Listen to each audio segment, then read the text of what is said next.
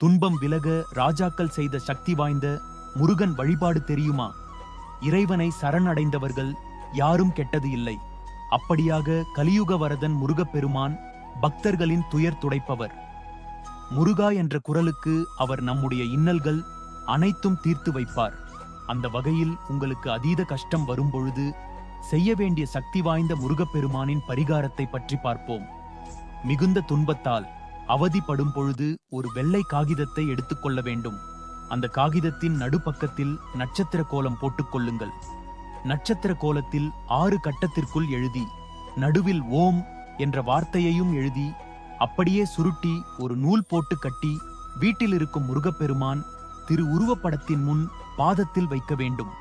இந்த பரிகாரத்தை செய்து முருகருக்கு செவ்வரளி பூ போட்டு விளக்கு ஏற்றி கற்பூரம் காண்பியுங்கள். இவ்வாறு செய்ய முருகப்பெருமான் கட்டாயம் உங்களுடைய கவலைகள் கஷ்டங்களை விரைவில் தீர்த்து வைப்பார்.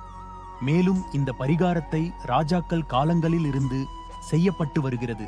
அதாவது அந்த காலத்தில் பிரச்சனை ஏதாவது இருந்தால் ஒரு தகட்டில் அவர்களுடைய பிரச்சனையை எழுதி தெய்வத்தின் பாதத்தில் புதைத்து வைப்பார்கள். இவ்வாறு வைக்க அவர்களின் பிரச்சனைக்கு ஒரு மிகப்பெரிய தீர்வு கிடைக்கும் என்பது அவர்களின் அதீத நம்பிக்கை. இந்த பரிகாரத்தை நாம் எப்பொழுது வேண்டுமானாலும் செய்யலாம்.